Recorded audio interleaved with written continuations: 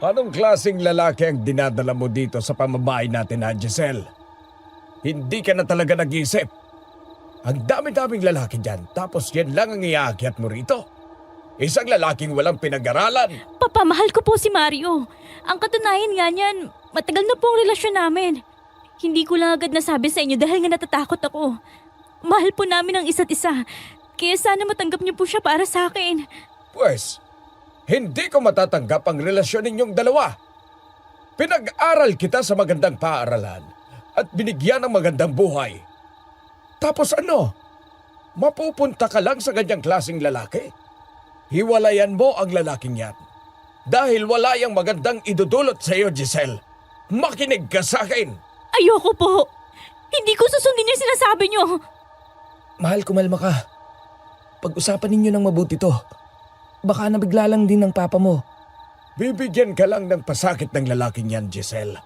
At magsisisi ka sa oras na dumating ang araw na yon. Kung hindi mo siya hihiwalayan, lumayas ka na lamang dito at huwag ka nang magpapakita pa.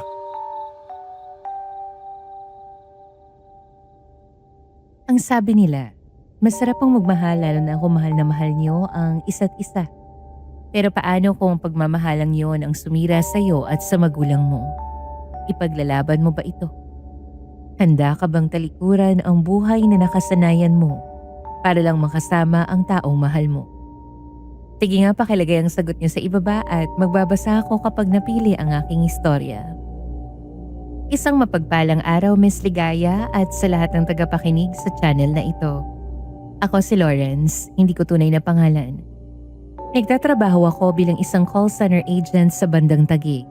Hindi ko nababanggitin pa kung ano ang eksaktong pangalan ng pinagtatrabahuhan ko para na rin sa kaligtasan ko. Paborito kong magbasa at makinig ng mga kwentong katatakutan. Kaya naman palagi akong nakasubaybay sa mga channels niyo kagaya na lang ng kwentong Takip Silim, Aswang Confessions, Aswang Diaries, Aswang Radio, Sitio Pangil, Sitio Bangungot at Dear Miss Amy. Ang kwentong ibubunyag ko sa inyo ay nagmula kay Tita Rowella. Isa siyang trabahador sa presinto noon at doon niya nakilala si Giselle, hindi niya rin tunay na pangalan. Nakakapanaw lang noong nakaraang buwan dahil sa isang malubhang sakit. Hindi ko na sana ibabahagi pa ito pero dahil nadiskubre ko ang mga channels niyo, ay konektado naman ito sa isang aswang. Naisipan kong ibahagi na lamang ang kwento para na rin mapakinggan ninyo. Lumaki si Giselle sa isang may kayang pamilya. Lahat ng gusto niya ay naibibigay ng mga magulang niya. Lalo na ng kanyang ama na si Mang Gino. Lahat ng luho niya ay ibinibigay nito. Ngunit ang bago ang lahat nang ipakilala ni Giselle ang nobyo niyang si Mario. Nagmula si Mario sa isang mahirap na pamilya. Tanging paglalabada lang ng nanay niya ang bumubuhay sa kanilang magkakapatid.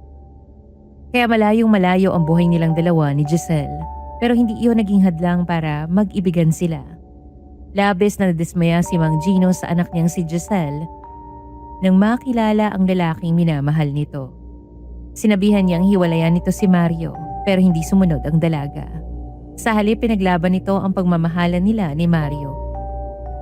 Pinalaya si Giselle ng kanyang ama at iyon ang dahilan para umalis sila ni Mario sa lugar nila.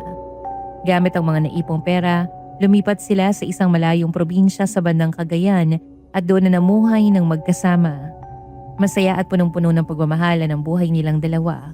Pero nagbago yon nang aswangin si Giselle at mamatay ang kanyang ipinagbubuntis. At iyon ang iko-confess ko sa inyo. Ikukwento ko ito sa paraang parang si Giselle ang nagsasalita para mas lalo niyong maintindihan ang buong kwento.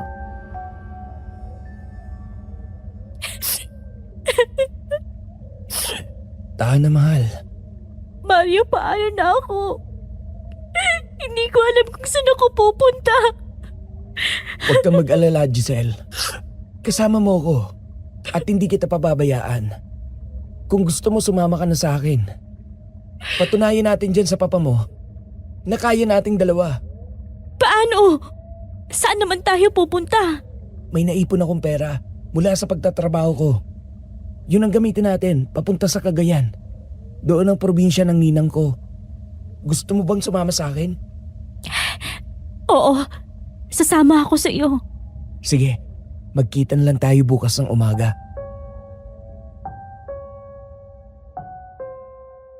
Tumango lamang ako kay Mario noon. Buo na ang desisyon kong umalis sa bahay namin at sa poder ng aking ama. Matapos mag-usap, agad na umuwi si Mario sa kanila. Habang ako naman ay dumiretso na sa kwarto ko para ayusin ang aking mga gamit. Ang bigat ang nararamdaman ko nung araw na yon dahil yun ang unang beses na nag-away kami ni Papa. Kinabukasan, madaling araw pa lamang, gising na ako dahil maaga kaming magkikita ni Mario. Dahan-dahan pa akong naglalakad palabas pero laking gulat ko nang makita ko si Papa sa sala. Ang aga pa. Saan ka pupunta?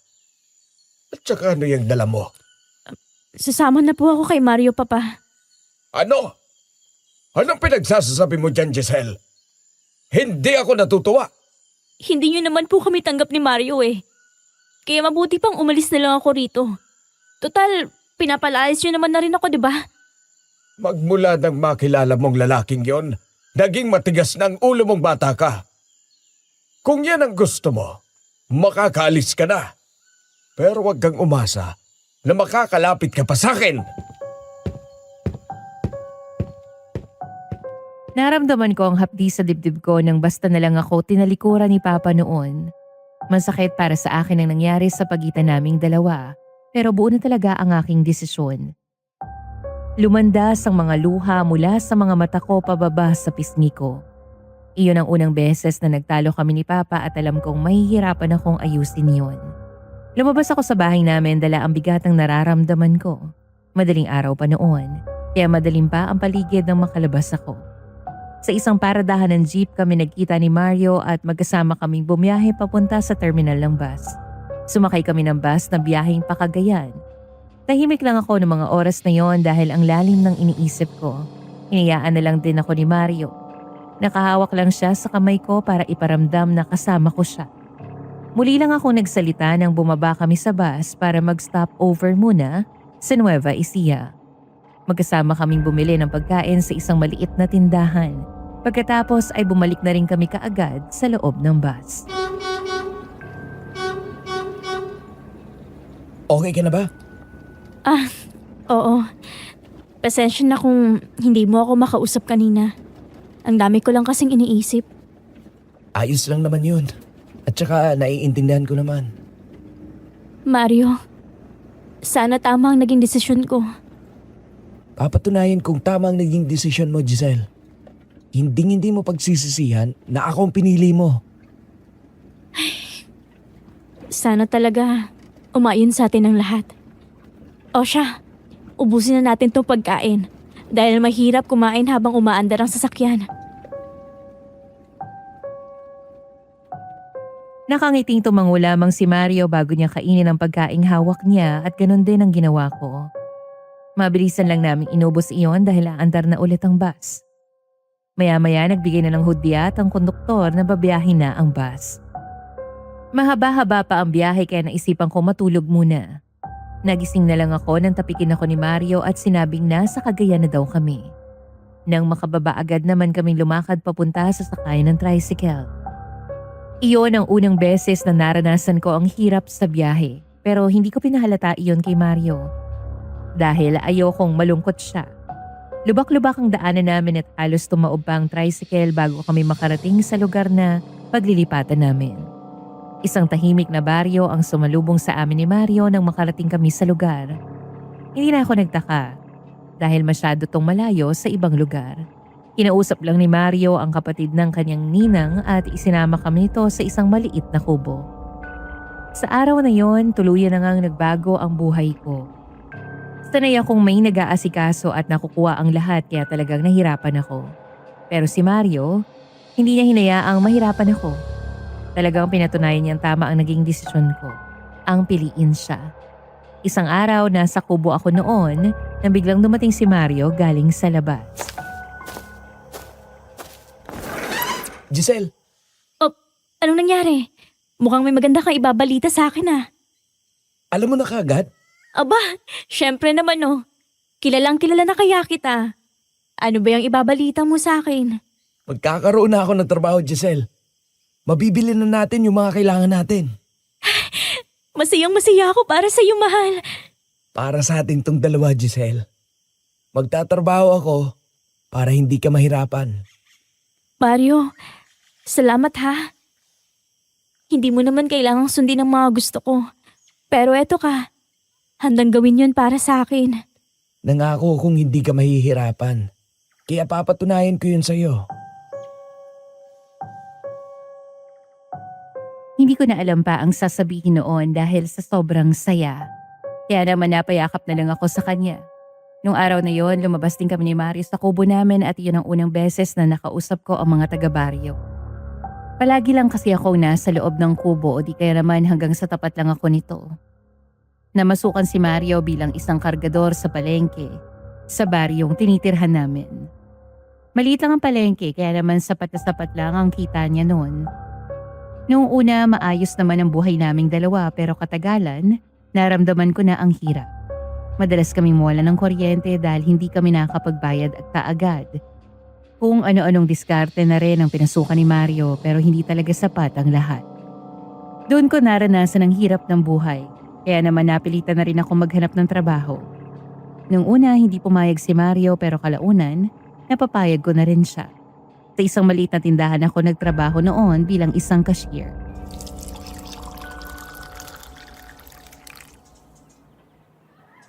Good morning. Magandang umaga. Mabuti naman at gising ka na. O eto, magkape ka muna. Parang ang aga mo naman atang nagising. Kailangan eh. Maaga kasi ang pasok ko sa trabaho. Huwag ka na kaya magtrabaho. Ako na bahala sa lahat. May papasukan pa ulit akong trabaho para mabili yung mga kailangan natin. Mario, hindi naman pwedeng ikaw ang gagawa ng lahat. Baka mamaya magkasakit ka pa sa kakatrabaho mo. Ayaw ko lang namang nahihirapan kay Giselle. Lumaki ka sa may kayang pamilya tapos ngayon magtatrabaho ka. Magtatrabaho naman talaga ako ah. Kaya nga ako nagtapos ng pag-aaral para makapagtrabaho ng maayos. Ang asawa ko talaga. Sobrang maintindihin. Pareho na tayong may trabaho. Kaya mapag-iipunan na natin ang mga bagay na gusto natin. Lalong-lalo na yung kasal natin. Papakasalan mo ko? Aba, oo naman. Pero hindi pa ngayon ha. Kailangan ko munang pag-ipunan yan. Napangiti ako noon sa sinabi ni Mario at inaya ko siyang mag-agahan na. Mabilis ang kilos lang ang ginawa ko noon dahil kailangan maaga akong makaalis. Dapat ko raw kasing maabutan ang unang biyahe ng pampasaherong jeep. Inihatid lamang ako ni Mario noon sa sakayan at nang makasakay na ako ay saka siya umalis. Mahigit kalahating oras ang biyahe ko papunta sa trabaho ko at dahil maaga akong pumasok, ako ang nauna doon. Katapat ang isang malaking paaralan ng tindahan at may mga bahay-bahay sa paligid.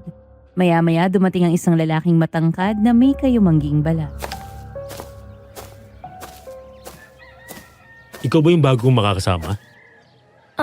Oo, ako nga. Ako si Giselle. Ikaw ba? Carlo, mukhang kanina ka ba dito Hindi naman. Halika na sa loob at magsimula na tayong magtrabaho. Maya-maya, lalabas na yung mga estudyante at kailangan na nating ayusin ang mga paninda. Sige.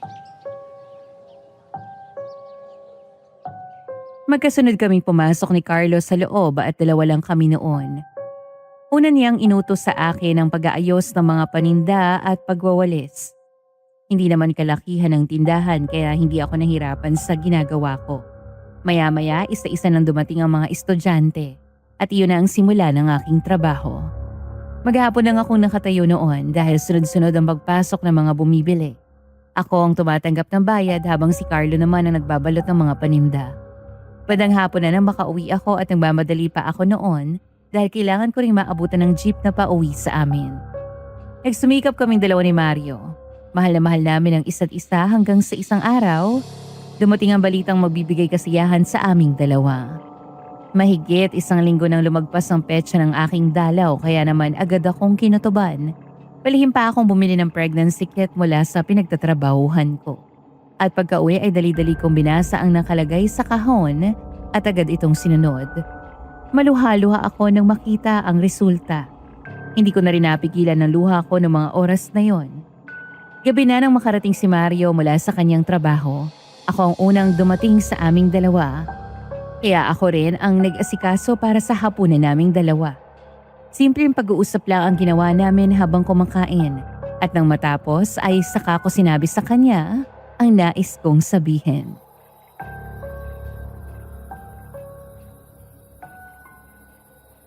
Mario, may sasabihin ako sa'yo. Ano yun? Kinakabahan naman ako sa'yo. Mario, buntis ako. Ano? Tama ba yung narinig ko? Buntis ka na talaga? Oo, tamang narinig mo. Sandali. Paano mo nalaman ang tungkol dyan? Mahigit 1 linggo na kasi akong delayed. Kaya naisipan ko ng mag-pregnancy test. At 2 linya ang lumabas. Giselle, hindi mo alam kung gaano mo ako pinapasaya. Pagkakaanak na tayo! Kaya pa nga ako, mas magsisika pa akong lalo. Ako rin, Mario. Gusto kong mabigyan ng magandang buhay ang magiging anak natin. Huwag ka na kayang pumasok sa trabaho. Naku, hindi pwede yung sinasabi mo. Mas kailangan nating magtulungan sa trabaho. Lalo na ngayong magkakaanak na tayong 2. Ay, wala talaga akong laban sa'yo. O siya, sige. Magtrabaho ka pa rin. Pero huwag ka masyadong magpapagod ah. Oo naman. At saka, hindi naman mabigat ang trabaho ko. Mabuting at may kasama akong lalaki doon eh. Kaya kapag may bubuhatin, hindi na ako mahihirapan pa. Baka naman ipagpalit mo ako dyan sa katrabaho mo ha. Ano bang pinagsasabi mo dyan, Mario? Sa tingin mo ba magagawa ko pa yun, ha? Bubuo na tayo ng pamilya. Kaya bakit ko naman gagawin yan? Ito naman nagkagalit agad. Nagbibiro lang naman ako. Pwes, hindi nakakatuwa yung biro mo. Pasensya na. Huwag ka namang magalit oh. Nakakainis kasi ang biro mo, Mario. Hindi na talaga mauulit, promise. Ay, oo na. Bati na tayo. Hindi rin talaga kita matiis eh. Huwag mo nang ulitin yung ganong biro, ha? Tumango lamang sa akin si Mario bago ako yakapin ng mahigpit. Hindi pa kami agad nakatulog noon dahil masayang-masaya kaming dalawa sa pagbubuntis ko. Mas nagkaroon kami ng pag-asa dahil dito at iyon din ang naging dahilan ng pagsisikap namin sa buhay. Maayos naman ang pagbubuntis ko kaya hindi rin ako nahirapan sa pagtatrabaho. Alagang-alaga rin ako ni Mario noon tuwing umaga siya ang nauunang gumising sa aming dalawa para maghanda ng agahan. At sa gabi, siya na rin ang nagluluto para sa hapunan namin. Maayos akong nagtatrabaho at formal lang ang pakikisama ko kay Carlo. Hindi kami masyado nag-uusap dahil tahimik din talaga siya. Pero isang araw bigla na lang siyang lumapit sa akin para sabihin ng isang bagay na magbibigay takot sa akin. Giselle, pwede ka bang makausap? Oo naman. May kailangan ka ba? Nagdadalang tao ka, no? Oo. Bakit? Halata na bang tiyan ko? Maraming nilalang na pag-alagala dito, kaya mag-ingat ka. Huwag kang basta-basta nagtitiwala sa mga nakikita mo. Anong ibig mong sabihin? Buntis ka. Kaya mabangong-mabango ka na sa mga aswang. Aswang? Oo. Sila yung kumakain ng laman at dugo. Naniniwala ka ba sa mga katulad nila? Ilang beses na akong nakarinig ng kwento tungkol sa kanila. Pero hindi ako naniniwala kasi hindi pa naman ako nakakakita. Pwes, ngayon malaki na ang tsansa makakita ka ng kagaya nila. Kaya ito ang sinasabi ko sa'yo. Mag-ingat ka, Giselle. Baka ikaw nang sunod nilang biktimahin. Sige. Salamat sa payo mo, Carlo. Pero pasensya ka na kung hindi ako masyadong naniniwala, ha? Kakalipat lang namin ng asawa ko nitong mga nakaraang buwan. Kaya hindi ako sigurado kung may aswang bang naninirahan doon. Pag-aalaga lang ang mga aswang na yan. Kaya mas maganda maging alerto ka. Palagi ka dapat magbawa ng bawang. Tapos huwag mo rin kalimutan magsaboy ng asin tuwing gabi. Sige. Tatandaan ko yung mga sinabi mo sa akin. O sige, babalik na ako sa trabaho. Napatango na lamang ako kay Carlo noon bago kami bumalik sa kanya-kanya naming trabaho. Aaminin ko natakot ako noon. Pinilit kong wag isipin ang sinabi ni Carlo sa akin. Pero hindi iyon nawala sa isip ko hanggang sa makauwi ako. Nahirapan din akong matulog nung gabing iyon kaya naman tinanghali na ako ng gising kinabukasan. Buti na lang linggo noon at wala kaming pasok. Hindi ako naniniwala sa aswang pero naisipan kong sundin na lang ang mga sinabi ni Carlos sa akin. Kaya naman pinakyaw ko ang bawang na paninda ng kapitbahay namin.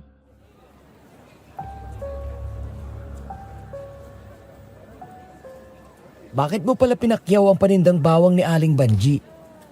Ang sabi kasi sa akin ni Carlo, mabango na raw ako sa mga aswang. Mabango? Bakit naman daw? Dahil buntis ako. Kaya dapat daw ako magbaon ng bawang palagi kapag aalis. O kaya magsaboy ng asin tuwing gabi. Sige. Mamaya magsasaboy ako ng asin bago tayo matulog. Gusto mo na bang umuwi? Ah, hindi. Maglakad-lakad na muna tayo. Para naman may ehersisyo pa rin ako kahit paano. Sige ba?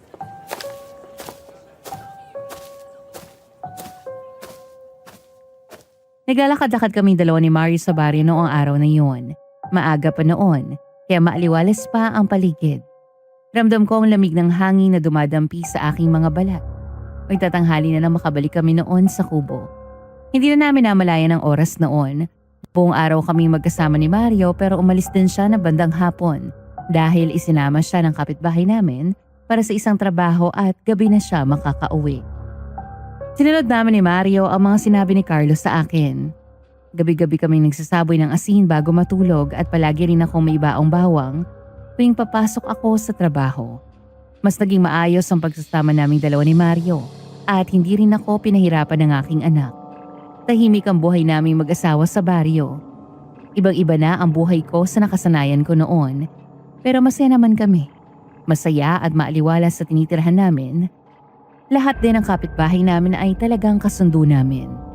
Ngunit, nabalot ang takot ang baryo namin na matagpo ang patay ang isang buntis sa gitna ng palayan. Butas ang tiyan nito na tila ba dinukot ng isang malaking kamay. Labas ang laman loob nito at nasa tabi niya ang walang buhay na sanggol. Nanlamig ako nang makita ang pangyayaring iyon at doon mas lalo kaming binalot ng takot ni Mario. Palagi naming sinisigurong sarado ang mga bintana at pintuan bago matulog sa gabi.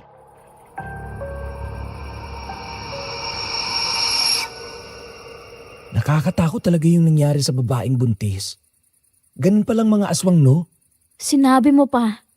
Alam mo bang ilang gabi ako hindi nakatulog ng maayos dahil doon? Oh, bakit naman hindi mo sinabi sa akin ng tungkol dyan? Di sana nasamahan kita. Ano ka ba? Ayos lang naman yun, no? Kahit na, mas maganda pa rin nasamahan kita. Mario, natatakot ako. Ayokong matulad sa buntis na yun. Giselle, nandito ako, okay? Poprotektahan kita at ang anak natin. Hindi ko hahayaang mapahama kayong dalawa. Noong una, hindi naman talaga ako naniniwala sa aswang. Pero nung nakita ko yung bangkay ng babae, doon ako naniwala. Mario, paano kung ako nang isunod ng aswang? Giselle, tumingin ka sa akin. Hindi mangyayari ang sinasabi mo, okay? Pasensya na. Hindi ko lang talaga maiwasang mag-alala. Magdadalawang buwan pa lang ang tiyan ko eh. Naiintindihan ko naman. Pangako ko sa'yo, palagi kitang babantayan. Kayo ng anak natin. Hinawakan niya ang kamay ko noon habang nakatingin siya sa mga mata ko. Masuyo rin niyang inabot ang pisngi ko at dahil doon, unti-unting natunaw ang takot sa aking puso. Mahaba pa ang pinag-usapan naming dalawa bago kami matulog dong gabing yun. Talagang pinatunay ni Mario sa akin lahat ng sinabi niya. Kahit pagod sa trabaho, hindi niya nakakalimutang sundin ako mula sa pinapasukan ko. Palagi rin niya akong inaasikaso kaya habang tumatagal, mas ramdam kong tama ang naging desisyon ko. Tama lang na sumama ako sa lalaking mahal ko. Tila ba isang apoy na namatay ang balita tungkol sa babaeng pinatay ng aswang. Hinayaan na lamang iyon ng mga tao sa baryo. Ang ginawa na lang naming lahat ay ang magdoble ingat tuwing gabi. Pareho kaming nagtatrabaho ni Mario kaya kahit papaano ay mas nakakapag-ipon kaming dalawa. Isang araw na isipan naming pumunta sa bayan para mamili ng mga gamit ng aming mga anak.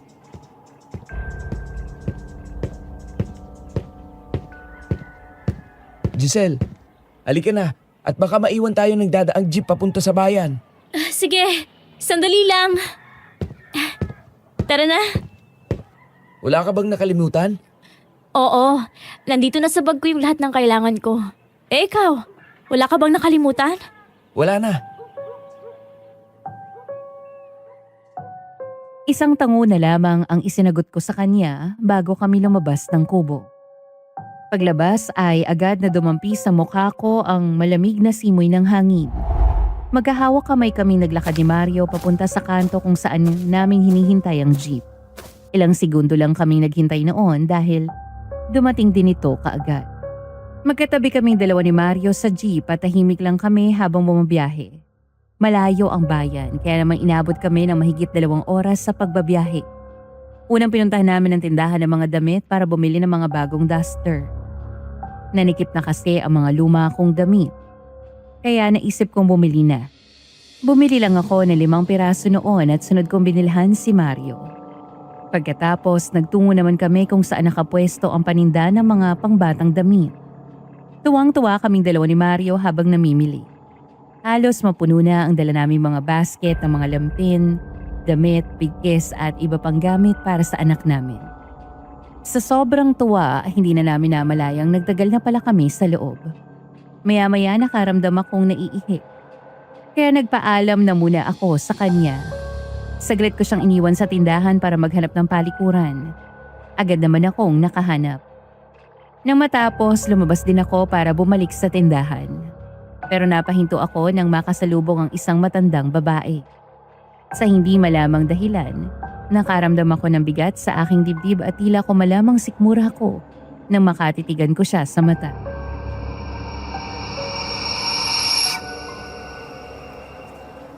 Magandang araw, Ining. Magandang araw din po. Nako, napakaganda mo namang bata ka. Gayon lang kita nakita dito. Bago ka lang ba? Opo. Pero hindi talaga ako taga rito. Dumayo lang po kami ng asawa ko para bumili ng gamit na magiging anak namin. Buntis po kasi ako. Alam ko. Po? Alam niyo pong buntis ako? Nako, hula ko lang naman yun. Ay bakit?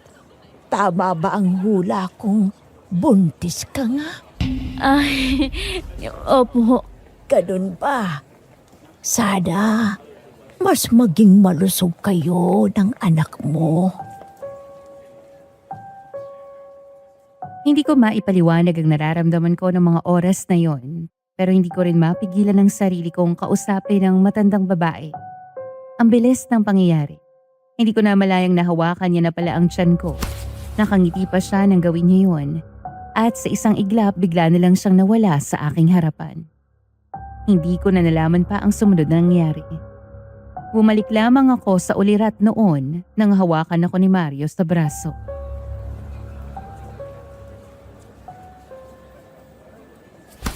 Hoy!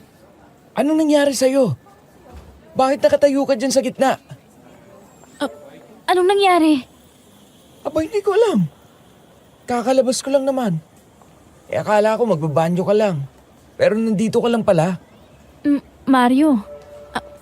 Mario, may nakausap akong matandang babae. Nakita mo ba siya? Maraming matandang babae dito. Ano bang ginawa niya sa'yo?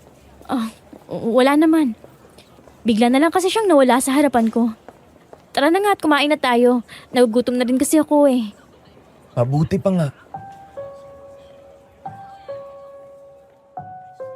Tumango na lamang ako sa sinabi ni Mario at saka kami naglakad para maghanap ng makakainan. Sa isang karinderya kami kumain noon at nang matapos ay namasyal pa kaming dalawa. Talagang sinulit namin ang araw na yun. Kung saan-saan kami napunta. Kaya naman hapon na kaming nakauwi sa kubo. Nawala na rin sa isip ko ang tungkol sa matandang babae. Pero kinagabihan nakaramdam ako ng matinding pananakit ng tiyan. Halos mapilipit ako noon sa sobrang sakit. At tumatagagtak ang aking pawis. Hindi ko muna ginising si Mario dahil akala ko wala lang. Pero laking gulat ko nang makitang dinudugo na ako. Bumilis ang paghinga ko at ramdam kong nanginginig na ang aking buong katawan. Isang malakas na sigaw ang kumawala sa bibig ko. Iyan ang dahilan para magising si Mario. Katulad ko, tarantang-taranta rin siya sa nangyari. Dali-dali niya akong binuhat at lumabas para humingi ng tulong. Pero hating gabi na noon kaya halos tulog na ang lahat ng tao sa baryo. Ramdam kong unti-unti na akong nangihina dahil sa dugong nawawala sa akin. Wala rang tigil ang pag-agos ng luha ko habang hawak ang tiyan ko. Sa gitna ng hinagpis, isang taong hindi ko inaasang darating ang tumulong sa amin ni Mario. Si Carlo. Saktong napadaan siya sa baryo namin ng mga oras na yon, kaya natulungan niya kami. Mahigit kalahating oras pa ang biniyahe namin kaya abot-abot ang pagtitiis ko sa sakit. Dinala niya kami sa isang maliit na kubo. Bakit mo kami dito dinala? Dapat sa ospital na dahil dinudugo ng asawa ko. Masyado malayo ang ospital. Baka tuluyan mo walang asawa at anak mo kapag doon pa tayo nagpunta. Dito ko kayo dinala dahil isang manggagamot ang lolo ko. Mario, yung anak natin, ayokong mawala siya. Oh, apo, anong meron? Lo, kailangan po nila ng tulong. Si Giselle, siya yung katrabaho ko sa tindahan. Diyos ko po, napakaraming dugo. Tawagin mo lang Tita Dolor mo para matulungan niya tayo dito. Agad na sumunod si Carlo sa sinabi ng kanyang lolo. Hindi ko na maipaliwanag pa ang naramdaman ko noon dahil naghahalo-halo na ang sakit sa buong katawan ko. Hawak-hawak ni Mario ang aking kamay at rinig na rinig ko ang mahina niyang paghikbi. Maya-maya bumalik si Carlo kasama ang isang babae. Agad itong lumapit sa akin para linisin ang dugo sa pagitan ng aking mga hita. Nang matapos, saka naman lumapit sa akin ang lolo ni Carlo para gumutin ako. Guminhawa ang pakiramdam ko kahit papaano, pero muling nanumbalik ang kaba sa aking dibdib nang makita ko ang paraan ng pagtingin sa akin ng matandang lalaki. Iha, huwag kang mabibigla sa sasabihin ko ha. Bakit po? Wala nang pinagbubuntis mo. Ano? Hoy, tanda! Huwag mo nga tinatakot ang asawa ko. Hindi naman po totoo yung sinabi niyo, di ba? Hindi naman nawala ang anak ko kasi naagapon pa ang pagdurugo ko, di ba? Iha, hindi ko kailangang magsinungaling sa'yo. Wala na talagang anak mo. At mukhang nabiktima ka ng aswang. Aswang? Sandali! Paano nangyari yun? Wala naman kaming narinig na kakaiba kanina. At saka palagi din kami nagsasaboy ng asin bago kami matulog. May pinuntahan ba kayo kanina? Kanina po, pumunta kami sa bayan para mamili. May nakausap ka ba o may lumapit ba sa'yo kanina? Meron po. May isang matandang babae na lumapit sa akin kanina. Sus Mariosep, Giselle! Ano ka ba naman? Bakit ka kumakausap ng kahit na sino, ha? Kumalma ka lang. Hindi makakatulong yung galit mo. Pasensya na. Hindi ko naman talaga siya kakausapin. Kasi ang bigat ng nararamdaman ko sa kanya. Pero kinausap ko pa rin siya. At hindi ko alam kung bakit. Mukhang na-hypnotize mo ka ng aswang na yon. May dala ka bang bawang nung pumunta kayo sa bayan kanina? Wala ata akong dala. Diyos ko naman, Giselle, ano ka naman? Sa dami ng makakalimutan mo, yung bawang pa talaga. Hindi ko naman sinasadya eh. Huwag na kayong magtalo pa. Mas kailangan yung damayan ng isa't isa. Dahil masakit ang mawalan ng anak. Hindi ko po maintindihan ang nangyari sa akin. Hindi naman po ako sinaktan ng matandang babae, kaya paanong nangyari yung sinasabi niyo sa akin? Namarkahan ka na niya, iha. Kaya madali na lang niyang nakuha ang sanggol sa sinapupunan mo. Iba't ibang uri ng mga aswang. May iba na brutal ang pagpatay sa biktima dahil gusto nilang kinakain ang sariwang laman at dugo nito. Tapos meron ding gusto ang mga buntis na kagaya mo. Nasabi ko na to sa'yo noon. Ang paraan ng pagpatay nila ay mamarkahan ka at pagsapit ng gabi, doon ka nila aatakihin nang hindi mo namamalayan. Hayop siya. Hahanapin kong aswang na yan at sisiguraduhin kong papahirapan ko siya. Kung ako sa'yo, huwag mo nang ituloy pa yung binabalak mo. At bakit naman, ha? Hindi mo basta-basta matatalo ang isang aswang iho. Lalo na kung wala ka namang kaalaman sa pakikipaglaban sa mga kagaya nila. Mario, wala na ang anak natin. Patawad ko kung hindi ko iningatan ang sarili ko.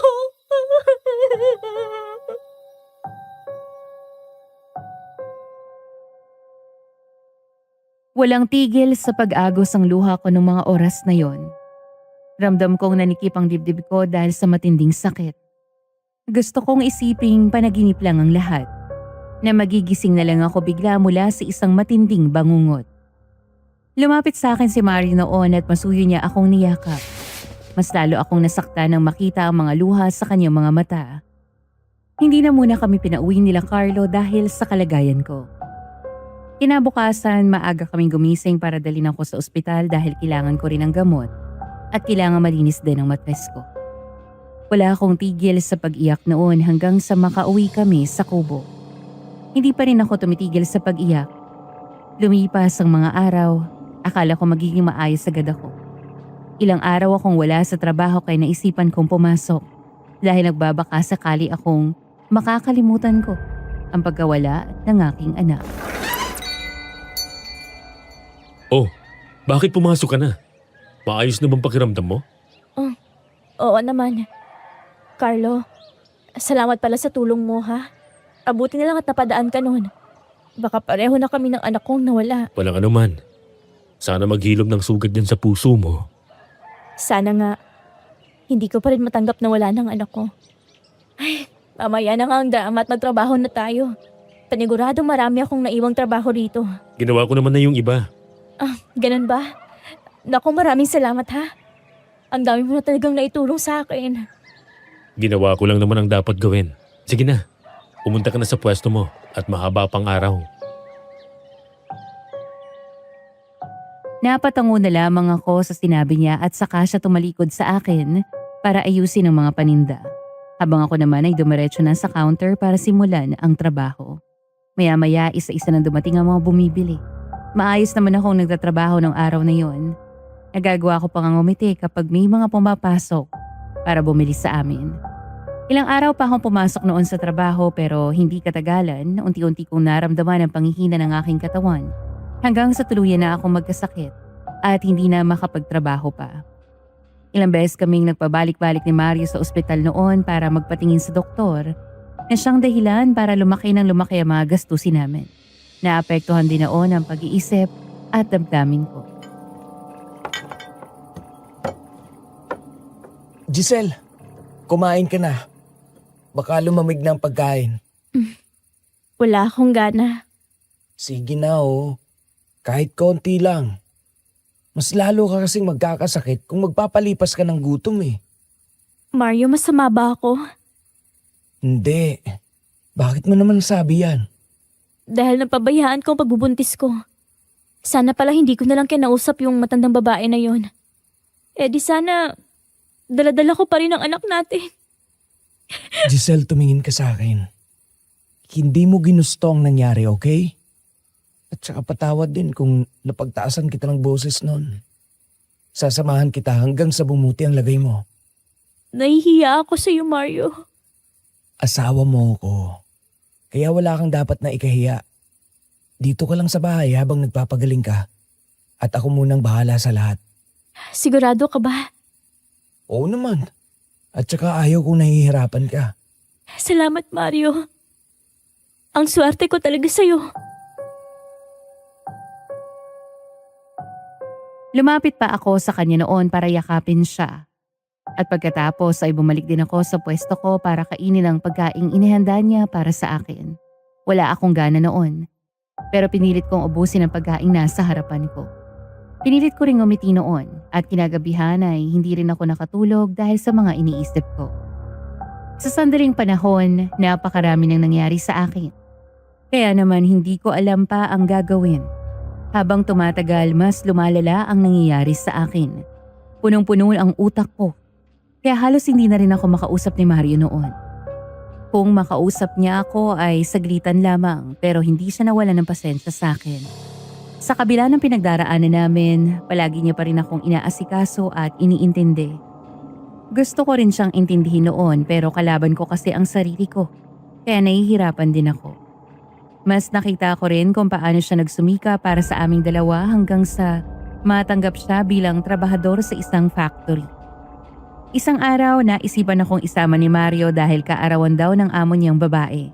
Hindi sana ako sasama pero sinabihan daw siya nito na imbitado din ako. Kaya naman wala na akong nagawa pa kung hindi ang sumunod na lang sa sinabi ni Mario sa akin. Napakaraming tao nung araw na yon. Halos mangliit ako sa suot kong damit At hindi ko maiwasang isipin ang buhay ko noon.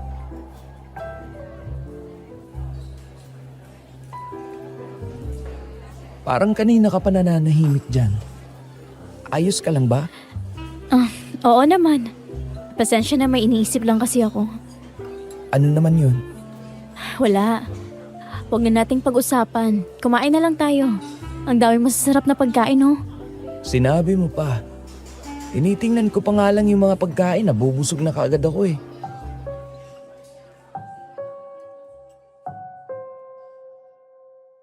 Napailing na lamang ako sa sinabi noon ni Mario. At kumuwala rin sa labi ko ang isang maliit na ngiti. Tahimik lang kaming kumakain noon sa isang tabi, habang ang iba naman ay nagkakasiyahan. May ilan ding lumalapit sa pwesto namin para kausapin si Mario. At pinapakilala niya rin ako sa mga yon. Maya-maya lumapit ang isang babae sa pwesto namin. Halos mangliit ako sa kanya. Dahil napakaganda niya at nakasuot din siya ng mamahaling damit, pati ng alahas.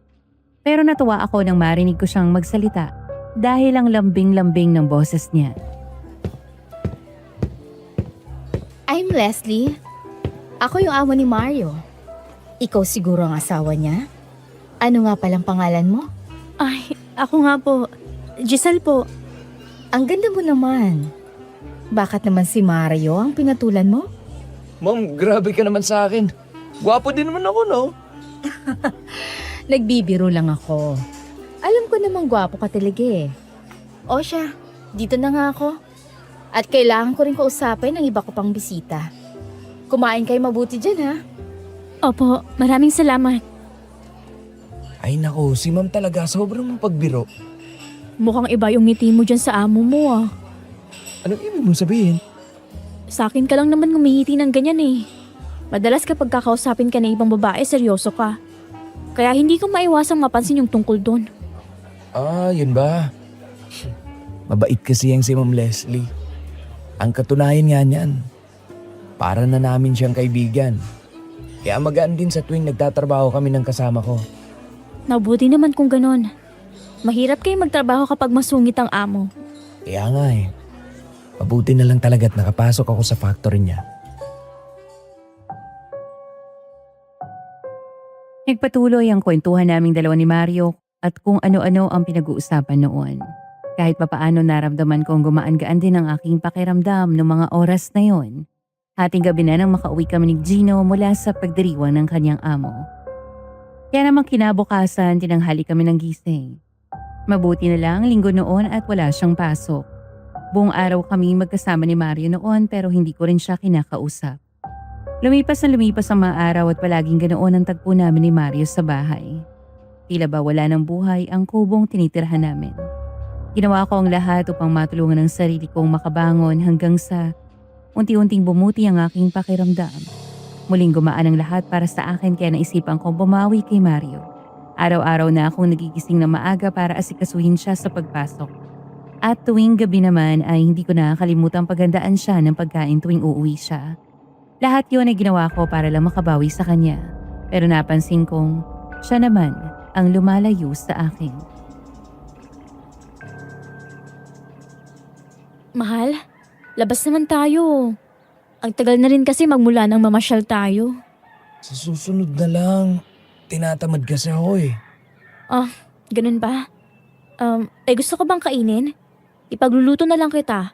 O kaya bibilhin ko dyan sa may tindahan sa labas. Giselle, wala akong gana, okay? Huwag kang makulit. Tsaka mas gusto kong nagpapahinga lang. Masyado akong pagod sa trabaho. Pasensya na. Gusto ko lang namang lumabas. Pero hindi bale. Sa susunod na lang siguro. Isang tipid na ngiti lang ang isinagot sa akin ni Mario noon. Yun ang unang beses na nawalan siya ng gana sa akin. Madalas kasi siyang pumapayag sa mga gusto kong gawin, kaya hindi ko maiwasang malungkot nung araw na yon. Akala ko isang beses lang niya akong tatanggihan, pero muli niya akong tinanggihan nang ayain ko siyang lumabas para kumain. Palagi na rin siyang ginagabi pag uwi noon, at ang lagi niyang dahilan ay ang trabaho niya. Habang tumatagal, ramdam kong lumalayo na kami sa isa't isa. Nagkaroon na kami ng pagkakataong magkasama nung ayain niya akong bumili ng motor. Nagtataka ako noon kung saan niya nakuha ang pinambili niya pero sinabi niya sa aking nakapag-ipon siya at pinaniwalaan ko yon. Inaya din niya ako mamasyal noon. Pinila niya ako ng bagong mga damit para daw makabawi siya sa akin. Kaya naman muling napalitan ng kasiyahan ng lungkot sa aking puso. Mabuting asawa si Mario.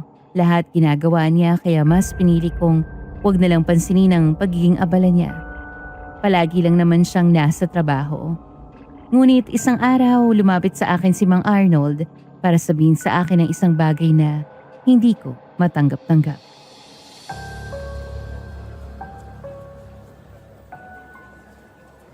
Oh, Giselle, ikaw pala yan. Ay, mukhang mag-isa ka lang ah.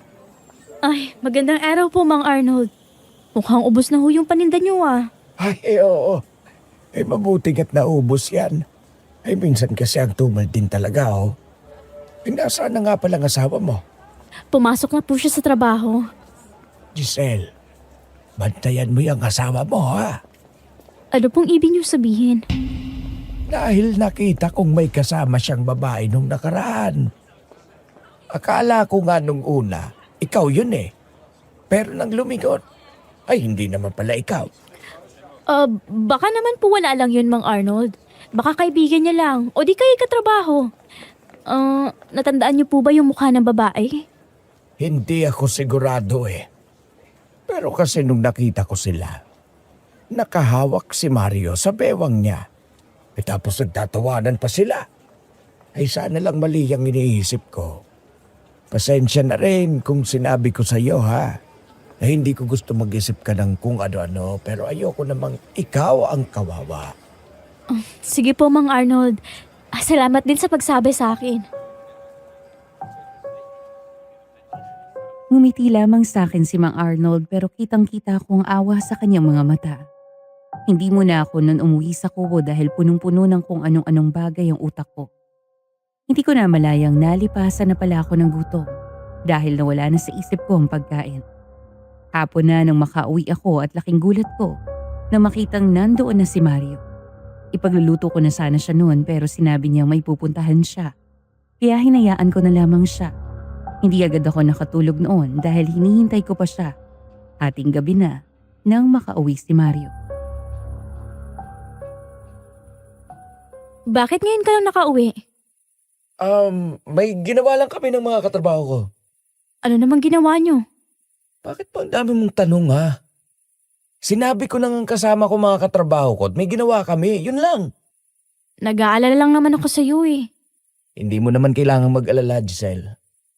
Nakikita mo namang maayos ako, hindi ba? Oo. Kumain ka na ba?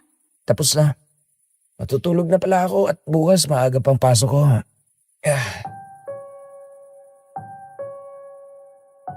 Napatango na lamang ako sa kanyang sinabi. Tumalikod na lang siya sa akin noon at saka siya dumiretso sa kwarto namin. Sinubukan kong matulog kaagad noon pero nahirapan ako dahil nasa isip ko pa rin ang mga sinasabi sa akin ni Mang Arnold. Hindi ko na namalayan kung anong oras ako nakatulog ng gabing yun. Kinabukasan mabigat pa rin ang dibdib ko at dama kong umiiwas pa rin si Mario sa akin. Hindi niya na ako binigyan pa ng yakap o halik man lang bago siya umalis. Hindi katulad noon na hindi siya makakaalis sa bahay kapag hindi niya nagawa ang mga bagay na yon. Napakaraming sinakripisyo at ginawa ni Mario para sa akin. At mahal na mahal ko rin siya. Kaya mas pinili kong huwag paniwalaan ang sinabi sa akin ni Mang Arnold. Ngunit kahit anong pilit kong isantabi iyon, hindi ko pa rin maiwasang mapansin ang mga kakaiba niyang kilos at ang mga bagay na hindi niya masagot-sagot. Hanggang sa hindi ko na napigilan ang aking sarili. Kailangan ko malaman ang totoo kahit masaktan pa ako sa huli. Kaya naman nang umalis si Mario kinahaponan, tahimik akong sumunod sa kanya. Pilit pinipigilan ang kabog ng dibdib ko at umaasang mali ang lahat ng aking hinala. Sumakay ako noon sa isang tricycle at palihim siyang sinundan. Hanggang sa makarating kami sa isang liblib na lugar. Doon ko nakita si Mario nakaangkas ng isang babae. Nakayakap ito sa kanyang bewang at nakasandal ang ulo nito sa kanyang balikat. Nagtatawanan din sila at kita ko kung gaano kasaya si Mario. Kaya hindi ko napigilan pa ang luha ko noon. Nakita kong pumarada sila sa isang tabi kaya bumaba na rin ako sa tricycle na sinasakyan ko. Nagtago pa ako noon sa mga halamanan. At laking gulat ko nang makita ko kung sino ang kasama niya. Si Ma'am Leslie.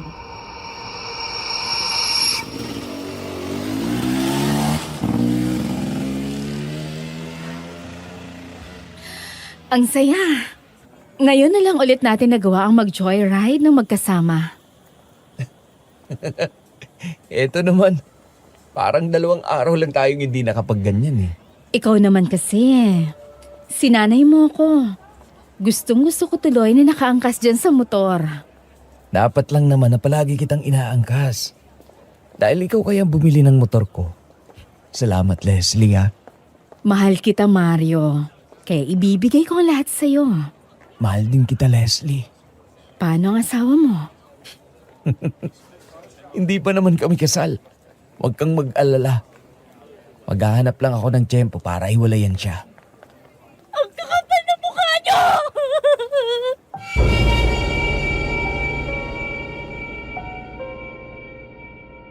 Hindi ko na napigilan pa ang luha ko noon. Ramdam kong nanikip ang dibdib ko dahil sa mga nalaman. Mas lalo akong nasaktan nang makita ko kung paano yakapin ni Mario si Ma'am Leslie. Hindi ko na kinaya pa ang nakikita ko. Kaya umalis na rin ako. Mabuti na lang at may dumaan agad na masasakyan noon, kaya nakauwi din ako sa kubo. Pagdating doon, agad kong binuhos ang mga luha ko. Walang tigil sa pag-agos ng mga ito. Hindi ko lubos sa kalaing magagawa sa akin ni Mario. Gabi na nang makauwi siya at isang sampal kaagad ang ibinungad ko sa kanya. Galit na galit ako noon, kaya hindi ko na rin napigilan ang aking sarili. Aray! Ano problema mo, ha? Kakauwi ko pa lang, tapos ganyan ang ibubungad mo sa akin? Walang hiya ka, Mario! Manluloko ka! Manluloko ka! Ha? Ano ba yung pinagsasabi mo? Pagod ako, Giselle. Kaya pwede ba? Huwag mo akong sabayan. Saan ka napagod, ha? Sa babae mo? Kay Ma'am Leslie? Sinundan kita at nakita kong ka-joyride mo siya. Ang kapal ng mukha mo. Binigay ko sa iyo ang lahat. Iniwan ko ang maganda kong buhay para sumama sa'yo. Tapos ganito lang igaganti mo sa akin, ha? Bakit, Giselle? Wala ba akong ginawa para sa'yo? Napakarami kong ginawa para sa'yo. Ako ang umintindi ng lahat. Dahil nagkasakit ako, Mario. Babawi naman ako kapag naging maayos na ako eh. Nagkasakit ka dahil sa kapabayaan mo. Sinisisi mo ba ako sa pagkawala ng anak natin, ha? Hindi ko ginustong maaswang noon. Hindi ko ginustong mamatay ang anak natin. Oo! Ikaw ang may kasalanan. Kasi hindi ka nag-iingat. Alam mo, ang mabuti pa, paghiwalay na tayo. Dahil mas pinipili ko si Leslie. Mas matutulungan niya pa ako. Hindi pakiusap, Mario. Huwag mo naman akong iwan, oh. Parang awang mo na. Lumuhod ako sa harapan niya noon at nagmakaawa, pero tila bingi siya sa mga pagmamakaawa ko. Hindi niya ako pinansin noon. Sa halip dumiretso siya sa kwarto namin para kunin ang kanyang mga gamit. Ilang beses pa akong nagmakaawa sa kanya, pero hindi siya nakikinig. Sa gitna ng napakalamig na gabi, tuluyan na akong iniwan ni Mario para sumama kay Leslie. Hindi ako nakatulog noon kaya kinabukasan, mugtong-mugto ang mga mata ko. At kahit pagod ay lumabas pa rin ako para bumili ng makakain. Buong araw ako noong nagkulong sa kubo nang bigla kong maisipang puntahan si Mario sa kanyang trabaho. Mahigit 1 oras ang biyahe ko papunta kung saan siya nagtatrabaho. Pagdating doon nakita kong naglalabasan na ang mga kasamahan niya para makapasok. Nagpakilala ako sa gwardya bilang asawa ni Mario. Sinabihan ako ng gwardya na maghintay na lang kay Mario sa isang tabi. Maya-maya lumabas na si Mario at nagulat pa siya nang makita ako. Anong ginagawa mo dito? Mario, mag-usap naman tayo. Hindi naman pwedeng hiwalayin mo na lang ako ng ganun-ganun na lang. Ano bang hindi mo maintindihan sa ayaw ko na nga, ha? Bakit mo ba pinipili yung Leslie na yun, ha? Matanda na yun, Mario. Dahil lang ba may pera siya? Huwag mo siyang pagsalitaan ng ganyan. Anong nangyayari dito? Walang hiya kang kabit ka. Ang kapal ng mukha mo. Excuse me?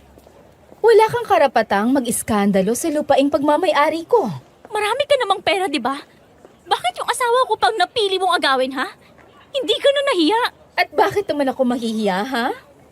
Ang asawa mo ang unang lumapit sa akin. Mga walang hiya kayo. Paano mo nagawa sa akin to, Mario? Minahal kita ng buong buo. Tapos ganito lang igaganti mo sa akin. Umalis ka na, Giselle. Huwag ka nang mag-iskandalo pa dito. Alis na. Mang Willie, palabasin mo na nga ang babaeng to. Wala na akong nagawa pa nang hawakan ako ng gwardya para palabasin sa factory. Durog na durog ako noong araw na yon dahil hinayaan lang ako ni Mario. Umuwi akong luhaan sa kubo noon at magmula noong araw na yon tuluyan na akong nawala ng gana. Nasanay akong kasama siya palagi kaya hirap na hirap akong kumilos. Halos hindi na rin ako makakain dahil wala naman akong pera. Doon ko lang napagtanto na tama ang sinabi sa akin ni Papa. Nagkatotoo ang mga sinabi niya sa akin.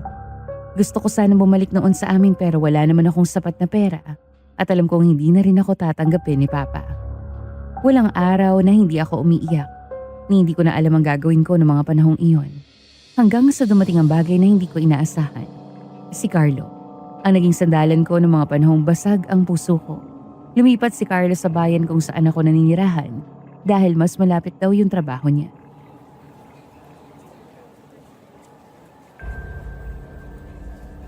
Giselle, halika rito at may ipapakilala ko sa iyo.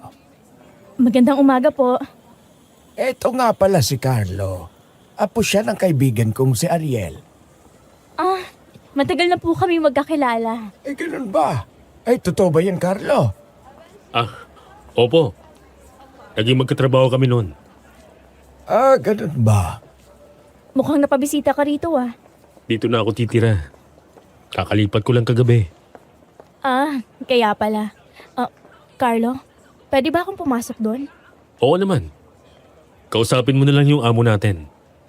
Sige, bukas na bukas, pupunta ako ron para makuusap si Ma'am. Salamat ha.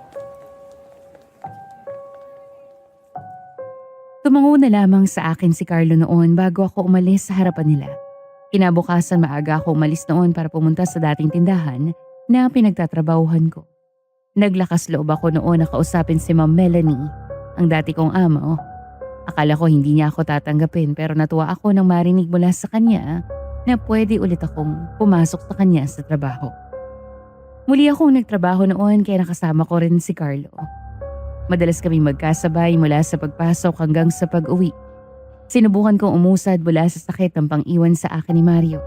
Ginawa ko ang mga bagay na talagang malilibang ako. Pero hindi yun naging sapat. Unti-unting nabalot ng galit ang puso ko. Isang araw, isang bangkay na naman ang natagpuan sa palayan. Wasak ang katawan nito at wala na ang mga laman loob. Muli kong naalala ang pinagbubuntis ko noon na kinuha ng aswang. Kaya naman pumasok sa isip ko na ipapatay sina Mario at Leslie sa isang aswang. Agad-agad kong tinanong kay Carlo ang tungkol sa aswang.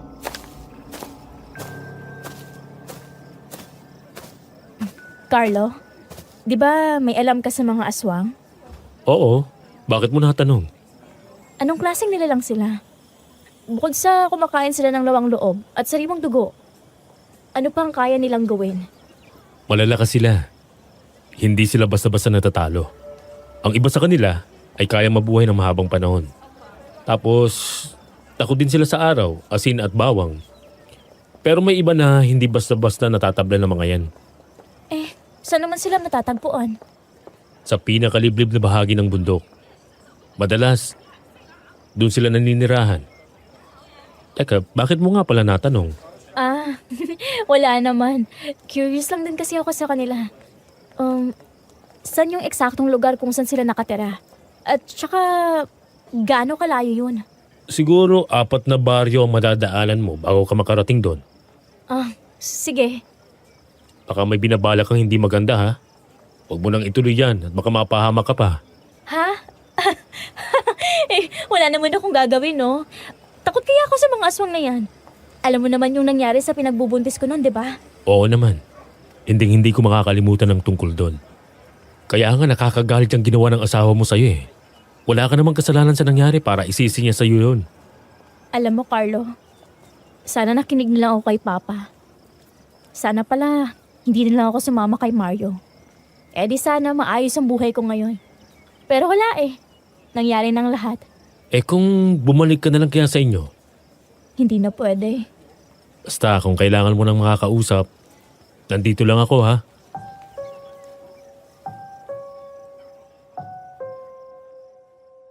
Napatango na lamang ako sa sinabi ni Carlos sa akin at ngumiti naman siya. Marami pa kaming pinag-usapan noon kaya naman madilim na nang pumasok kami sa mga tinutuluyan. Buong buo na ang plano kong ipapatay sina Mario at Leslie sa isang aswang. Kaya naman pinagplanuhan ko ng mabuti ang mga gagawin ko. Inalam ko kung saan matatagpuan ang aswang.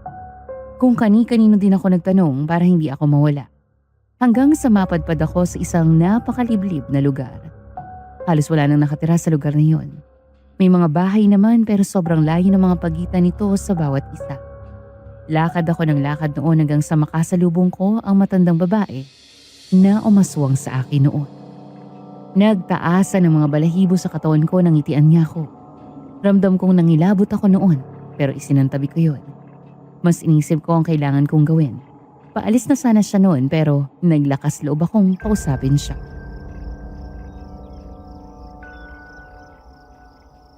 Sandali lang! Bakit? May kailangan ka pa? Hindi mo ba ako natatandaan? Hindi. Ako yung inaswang mo nun sa palengke. Ikaw ang kumain sa pinagbubuntis ko nun. Huwag ka nang tumanggi. Alam kong aswang ka. Hindi ko naman itatanggi yun, Iha. Dahil wala ka rin namang magagawa kahit na malaman mo. Nandito ka ba para gantihan ako? Hindi ako nagpunta dito para dyan. May gusto ako ipagawa sa'yo. At sigurado magugustuhan mo to. At ano naman niyang ipagagawa mo sa akin? Gusto mo ng sariwang laman, hindi ba? Tutulungan kitang makakain ng ganyan. At ang gusto ko, patayin mo yung dati kong asawa at ang kabit niya. Sumama ka sa akin sa bahay ko. At doon natin pag-uusapan ng bagay na yan. Tahimik akong sumunod sa kanya papunta sa kanyang bahay. Mahaba-haba ang nilakad namin noon. Dumaan muna kami sa madadamong daanan, ilog at isang burol bago kami makarating sa kanyang bahay. Nakarating kami sa isang maliit na kubo. Pagpasok agad na sumuot sa ilong ko ang nakakasulasok na amoy ng lugar. Amoy panis na dugo na hinaluan ng pawis at nabubulok na mga karne. Gusto kong masukan noon pero pinigilan ko ang aking sarili.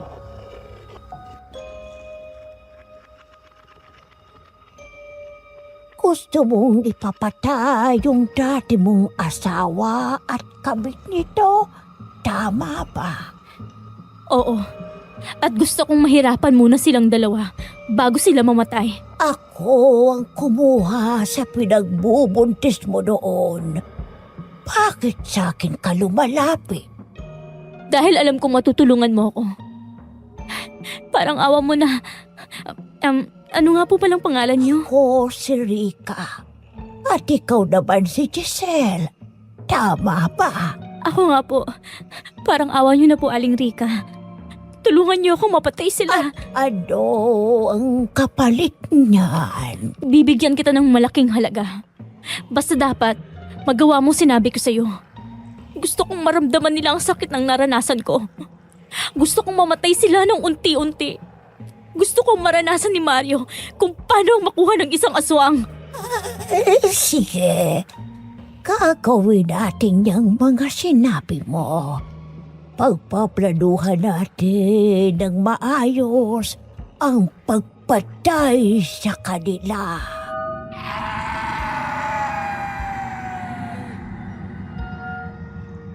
Isang ngisi pa ang ibinigay niya sa akin nang sabihin niya yon. At naramdaman kong nanlamig ang aking bato. Pinagplanuhan naming buti ang tungkol sa planong pagpatay namin kina Mario at Leslie. Galit na galit ako noon. Habang tumatagal napupuno ng puot at galit ang puso ko. Palihim kong sinundan sina Mario at Leslie. At mas lalo akong nagalit dahil nakikita ko silang masaya habang ako ay nagdurusa sa sakit. Hindi ko na sinabi kay Carlo ang mga ginagawa ko tuwing uwian. Hindi na ako sumasabay sa kanya. Sinasabi ko lang na may pupuntahan ako. Pero dumating ang araw na nagtataka na siya sa mga ginagawa ko. Mukhang abalang-abala ka ha. Oh, hindi naman masyado. May ginagawa lang talaga ako. Tsaka napapansin kong parang balisa ka palagi. May problema ba? Kinugulo ka ba ni Mario? Ayos lang ako, Carlo. Salamat sa pag-aalala. Hindi ko alam kung anong ginagawa mo, Giselle. Pero sana nasa maayos kang lagay. Kaibigan kita. Kaya ayoko mapahama ka. Huwag kang mag-alala. Wala naman akong ginagawang ikapapahama ko. Umaalis-alis lang talaga ako para lumuwag-luwag ang isip ko. Alam mo na, hindi ko pa rin matanggap na ipinagpalit lang ako ni Mario sa babaeng mas matanda sa aming dalawa. Ay, binigay ko naman sa kanyang lahat eh. Nagawa ko pa nga talikuran ng pamilya ko para lang sumama sa kanya. May mga bagay talagang hindi natin inaasahan. Huwag ka maglala. May karma din niyang si Mario. Meron talaga. At sisiguraduhin ko yun. Anong ibig mong sabihin, Giselle? Eto naman masyadong kabado. Wala namang laman na sinabi ko. Ang sinasabi ko lang, hindi ako titigil sa paghiling ng karma sa kanilang dalawa. Akala ko kung ano na. O siya, dito na muna ako. At maghahanda lang ako ng para sa hapunan ko. Sige. Umunat pa si Carlo bago tuluyang umalis sa harapan ko. Habang ako naman ay pumasok na rin sa loob ng kubo. Hindi ako natulog nung gabing iyon dahil mas ginusto kong sundan sina Mario at Leslie. Ingat ako noong mga panahong iyon. Lahat ng plano ko ay talagang pinag-isipan ko ng mabuti. Bawat galaw nilang dalawa ay kinabisado ko hanggang sa magkaroon na ako ng tamang tiyempo upang mahuli sila. Marunong ako magmaneho ng motor kaya naisipan kong hiramin ang tricycle ni Mang Arnold para masundan sina Mario at Leslie. Nag-joyride sila noon at napahinto sila sa isang tabi. Nabiglang ako lumapit para isa-isa silang hampasin ng kahoy sa ulo. Pinaamoy ko rin sila ng pampatulog para masiguradong hindi sila kaagad magigising. Isa-isa ko silang isinakay sa tricycle na hiniram ko. Saka dumiretso sa bahay ni Aling Rica. Madilim na nang makarating ako doon. Pinagtulungan naming dalawa ni Aling Rica ang pagbubuhat sa kanilang dalawa para maitali sila. Maya-maya, nagising na rin silang dalawa. Nasaan ako? Giselle! Anong ginagawa mo dito? Pakawalan mo ako! Kumusta na ang magaling kong asawa? Oh my gosh! What is this? Please, somebody help me! Gising na rin palang magaling na kabit. Walang hiya kang babae ka. Anong ginawa mo sa amin, ha? Gusto kong matikman yung dalawa. Yung sakit na naramdaman ko. Kising na pala ang mga pagkain ko. Pagkain? Anong ibig mong sabihin? Pakawalan niyo kami! Ang sasama ninyo! Tumahimik ka nga. Karma mo to, Mario. Ito ang ganti ko mula sa panluloko mo sa akin. Bakit ba hindi mo matanggap na ako ang pinili niya, ha?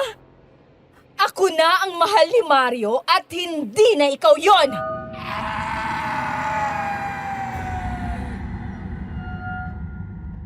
Mas lalo pang nag-aalab ang galit sa puso ko nang marinig ang mga pinagsasasabi ni Leslie sa akin. Napasigaw siya nang sampalin ko siya ng malakas. Sinubukan pa akong awatin ni Mario noon pero bigo siya dahil nakatali siya. Inubos ko ang lahat ng lakas ko para masaktan sila. Puro kalmot at sampal ang ginawa ko sa kanilang dalawa. Wala na akong pakialam noon kung saan ko sila matatamaan. Maya-maya sumenyas na si Aling Rica na sisimulan niya na ang pagkain sa dalawa. Una niyang tinaga ang paa ni Mario at napasigaw ito sa sobrang sakit.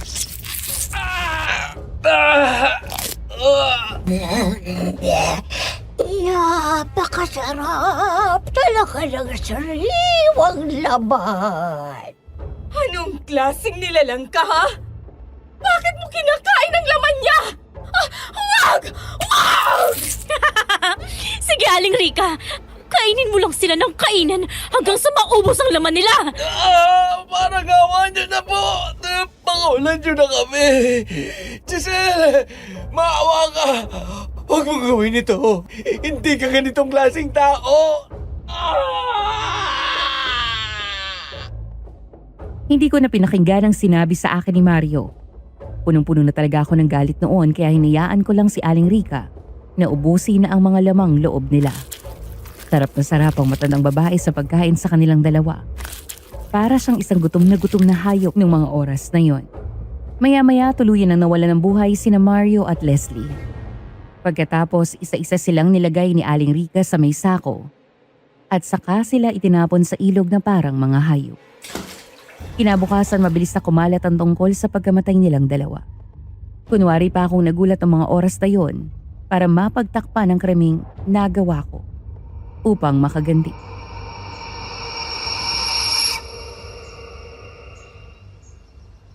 Ay, Diyos ko.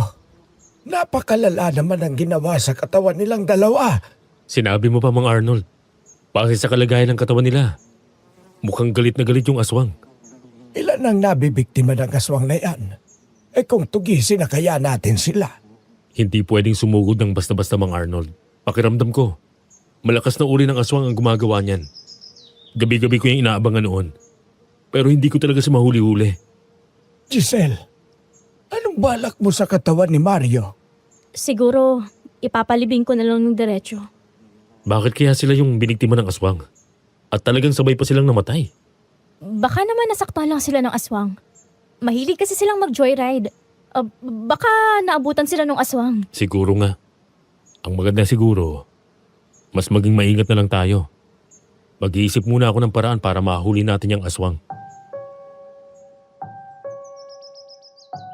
Natahimik na lang ako ng mga oras na yon.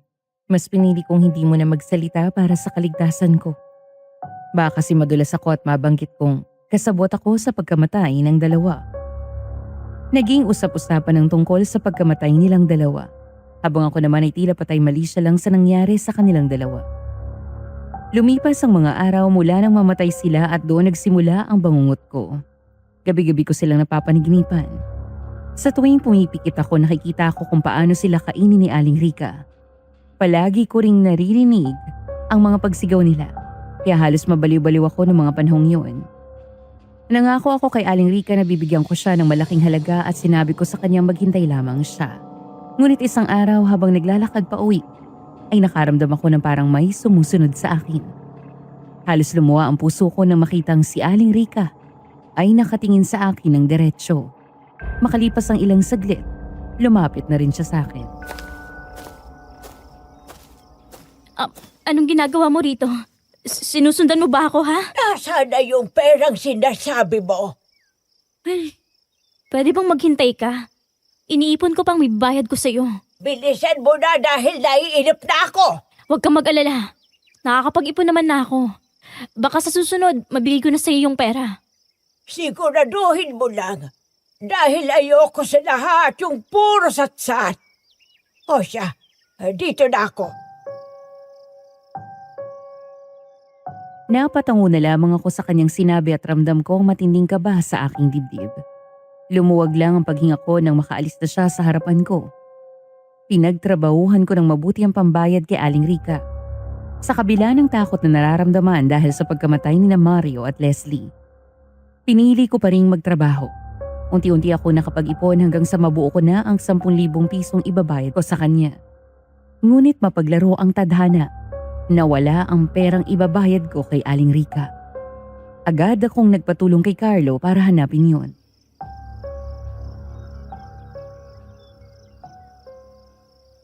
Saan mo ba kasi nilagay yung pera mo? Hindi ko nga alam eh.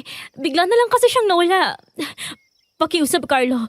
Tulungan mo akong hanapin yun. Kailangan ko kasi yun eh. Para saan ba yun? Basta hanapan na lang natin. O siya, sige. Maghiwalay tayo para mabilis nating mahanap yung wallet mo. Sige. Naghiwalay kaming dalawa para hanapin ang wallet ko. Kung saan-saan ako pumunta noon para maghanap at ganoon din si Carlo. Inaabot na kami ng dilim noon. Pero hindi talaga namin mahanap-hanap. Pagka-uwi sa bahay ay hindi ako mapakali. Kinabukasan muli kong hinahanap ang nawawala kong pera. Kung kani-kanino na ako nagtanong noon pero lahat sila, iisa lang ang sagot. Wala silang nakita. Tuluyan ko nang hindi nahanap ang perang ibabayad kay Aling Rica at doon na nagsimula ang matinding kalbaryo. Hating gabi noon at natutulog ako nang bigla akong makarinig ng isang malakas na pagkalabog mula sa bubungan ko. Hindi ko pinansin yun. Pero sunod kong narinig ang sunod-sunod na pagkaskas ng kuko mula sa bubungan ko. Bumilis ang paghinga ko nang marinig ang nakakakilabot na boses. Pakiramdam ko na sa loob na iyon ng tenga ko. Dali-dali akong bumangon papunta sa kusina para kumuha ng asin. Pero laking gulat ko nang makita si Aling Rica na nakasilip mula sa butas. Pulang-pula ang mga mata niya at nanilisik ito. Takot na takot ako ng mga oras na yun. Ramdam ko ang panginginig ng buong katawan ko.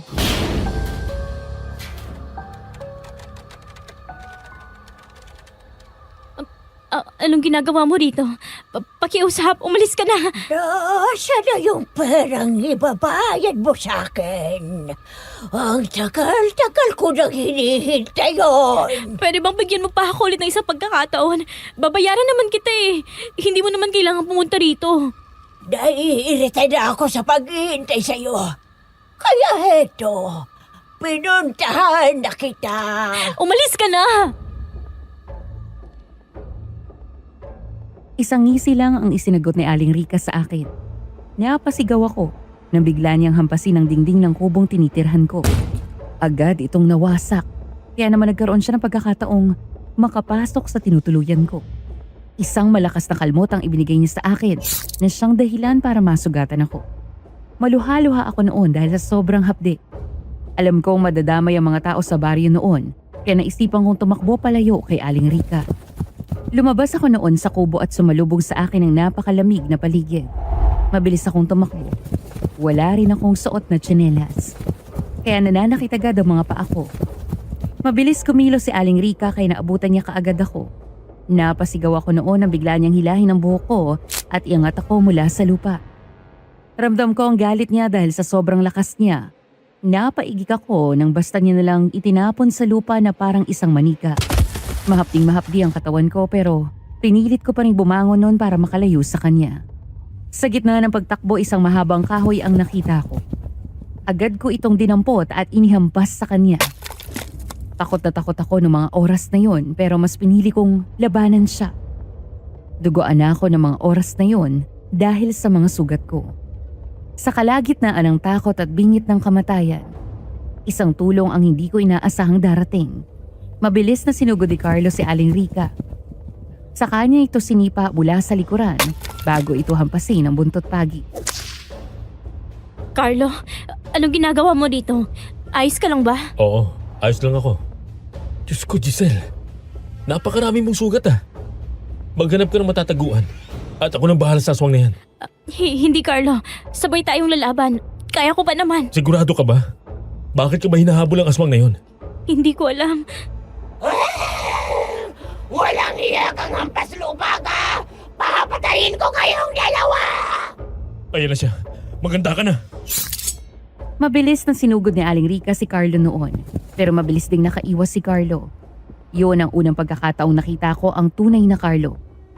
Kitang-kita ko sa mga mata niya ang galit habang nakikipaglaban kaming dalawa kay Aling Rica. Mabilis at maliksi ang bawat pagkilos niya.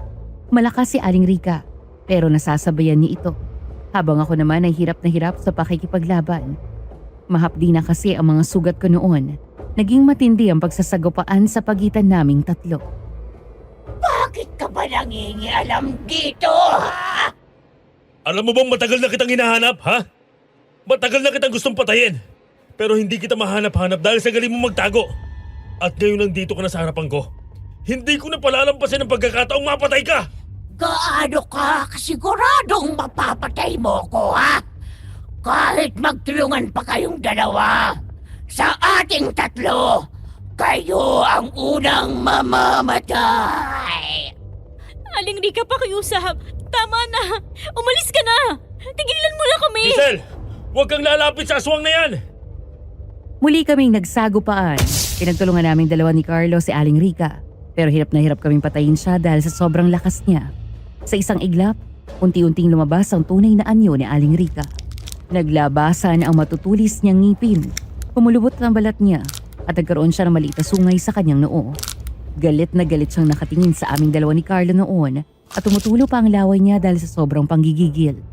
Muli kami niyang sinugod at sa pagkakataong yun, mas ramdam ko na ang bagstik ng lakas ni Aling Rica.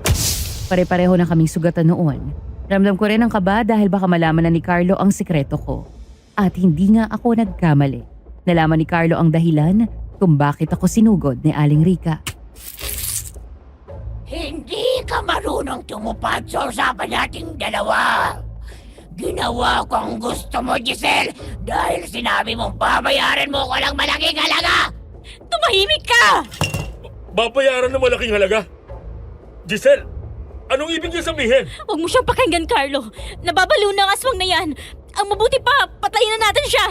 Bakit hindi mo sabihin sa lalaking yan kung paano mo pinapatay ang asawa mo at ang kabit niya, ha? Inutusan mo akong kainin sila para makaganti ka! Giselle, totoo ba yung sinabi niya? Ikaw ang nagpapatay kina Mario at Leslie? Sagutin mo ako, ikaw ba? Hindi! Huwag mong sabihin yan! Galit na galit kong sinugod doon si Aling Rica hawak ang isang itak. Wala na akong pakialam noon kung ano pa ang mangyayari sa akin. Buong puwersa kong inahampas sa kanya ang itak na hawak ko. Pero mabilis niya iyong nailagan. Kaya naman nagkaroon siya ng pagkakataong masugatan ako. Isang napakalakas na kalmot ang ibinigay niya sa akin. Halos maputol ang braso ko noon dahil sa lalim ng sugat. Muli ring sumugod si Carlo. Sunod-sunod niyang hinampas ng buntot pagi si Aling Rica. Pero malakas ito at hindi talaga mapatumba-tumba. Nangihina na ako ng mga oras na yon at hindi ko na alam kung ilang oras na kami naglalaban. Duguan na kaming dalawa ni Carlo noon at doon ko napagtantong mali ang nagawa kong pagganti. Dahil sa galit ko nadamay ko pa ang ibang tao at napunta ako sa bingit ng kamatayan. Sa gitna ng matinding laban, buong puwersa ang ibinigay namin dalawa ni Carlo upang matalo si Aling Rica. Sabay namin siyang tinaga at nang mapuruhan saka ko ibinigay sa kanya ang langis mula sa loob ng dalambag ni Carlo. Habang si Carlo naman ay mabilis na nagsindi ng apoy. Sa isang iglap, unti-unti nang nilamon ng apoy ang katawan ni Aling Rica. Maririnig sa paligid ang pagsigaw niya at upang makasigurado, isang malalim na saksak ang ibinigay ni Carlo sa kanya. Tuluyan ang nawala ng buhay si Aling Rica at sabay din kaming bumagsak ni Carlo. Nagising na lamang ako sa isang kubo. Puno ng benda ang aking katawan.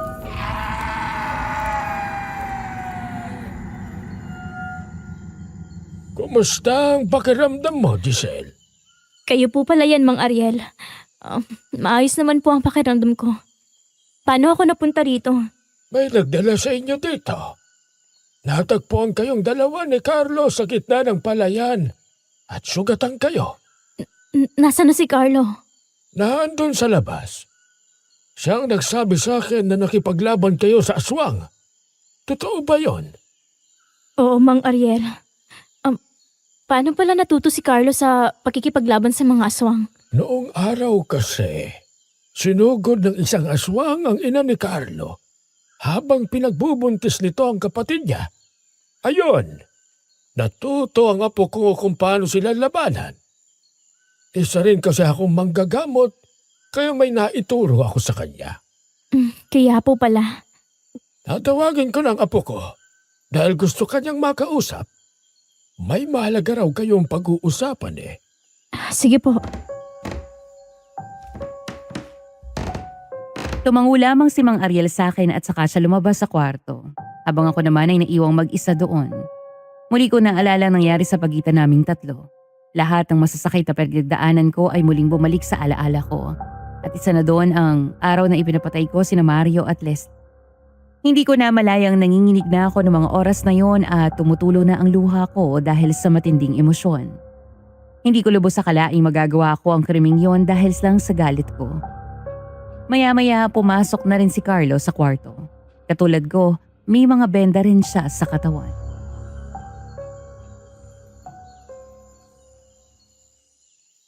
Giselle, pwede ba tayo mag-usap? Oo naman. Totoo ba yung sinabi ng aswang na yung kagabi? Na ikaw ang nagpapatay kina Mario at Leslie? Oo. Ako nga nagpapatay sa kanilang dalawa. Giselle, bakit mo ginawa yun, ha? Alam mo bang matinding krimen ang nagawa mo? Hindi ikaw ang mismong pumatay sa kanila. Pero ganun na rin ang nagawa mo. Gusto ko lang namang gantihan silang dalawa eh. Maling-mali ang ginawa mo, Giselle. Hindi ka na dapat gumanti pa sa kanila. Mahal na mahal ko si Mario Carlo. Kaya hindi ko matanggap na iniwan niya ako ng ganun-ganun na lang. Pero Carlo, sobra ako nagsisisi sa nagawa ko. Napakabrutal ng ginawa sa kanilang dalawa. At gabi-gabi ako hindi nakakatulog dahil doon. Anong balak mo? Magpapagaling muna ako. At susuko ako sa mga pulis. Sige, kung yan ang gusto mo. Giselle, hindi ka masama, ha? Nagawa mo lang yon dahil nagmahal ka.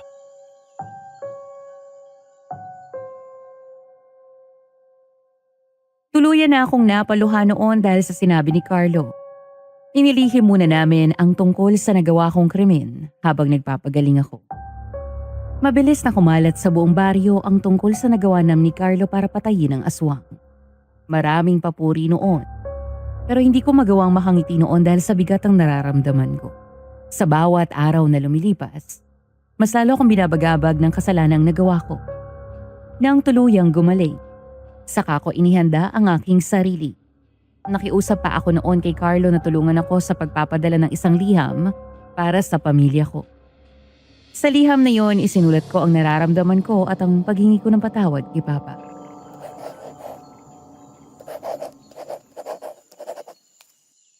Wala ka na bang idadagdag?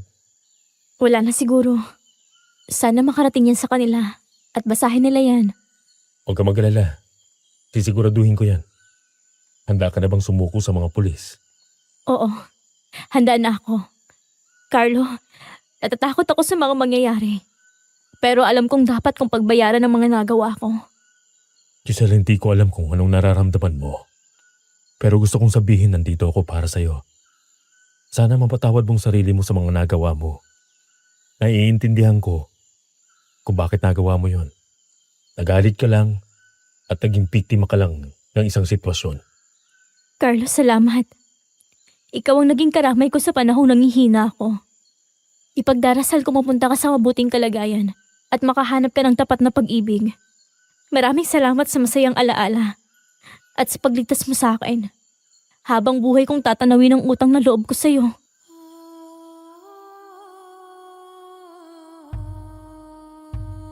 Isa-isang nagbagsakan ng mga luha sa aking mga mata at ganun din si Carlo.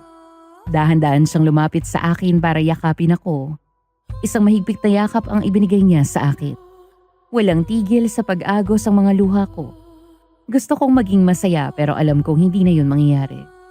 Hindi na ako magiging masaya hanggat dala ko ang bigat ng krimeng nagawa ko. Matapos noon tuluyan na akong sumuko sa mga pulis at nakulong ako sa salang pagbatay kina Mario at Leslie. Nalaman din ng pamilya namin ang nagawa ko pero ang pinaka nasaktan ay ang papa ko. Humingi siya ng tawad sa akin at ganoon din ako sa kanya. Gusto pa sana niya akong piyansahan noon pero hindi na ako pumayag dahil gusto kong pagbayaran ang kasalanan ko. Miss Ligaya, ayon kay Tita Rowella, kalat daw sa presintong pinagtatrabahuhan niya noon ang tungkol sa kwentong iyon.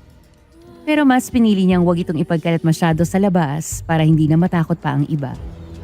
Sa totoo lang, nakaramdam ako ng matinding awa kay Giselle. Considering na totoo nga ang kwentong ito. Eventually, na-realize kong iba talaga ang nagagawa natin kapag galit tayo o di kaya'y kapag puno tayo ng matinding emosyon. Alam kong mali ang nagawa ni Giselle. Pero para sa akin, biktima lang din siya na nangyari at hindi niya ginusto yon. Napuno na lang siya ng matinding galit kaya niya nagawa ang bagay na yon. Pero sana hindi na lang siya gumanti dahil nasira lang din ang buhay niya.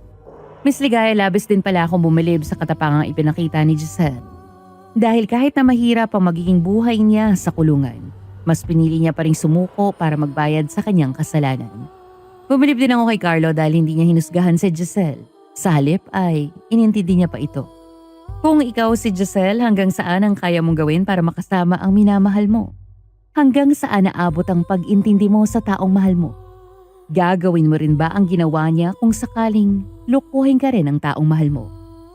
Ilagay niyo ang inyong mga kasagutan sa ibaba at magbabasa ako. Miss Ligaya, hindi ako sigurado kung tunay ba ang kwentong ito. Pero naisipan kong ibahagi na lamang sa inyo. Sana ay nagustuhan niyo ang kwentong ito.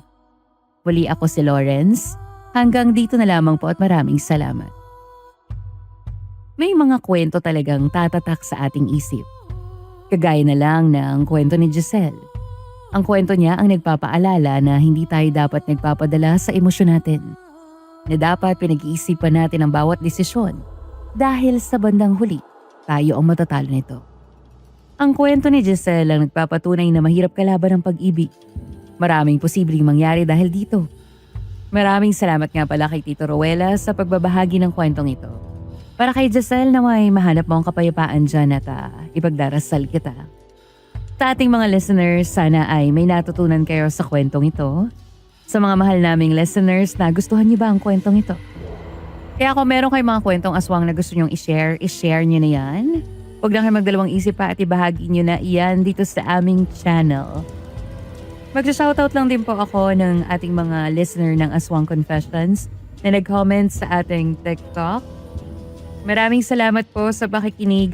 Bella M, L8 Apparel Store, voice actor Erwin, si Aljo, Ray Labs Beads and Crafts at si Kim Thea. Umabol din sa Michi, maraming salamat po sa patuloy na pakikinig nyo sa ating channel na Aswang Confession at ang iba pa nating mga kapatid na channel. Muli ako sa Miss Ligayang inyong lingkod. Maraming salamat sa pakikinig.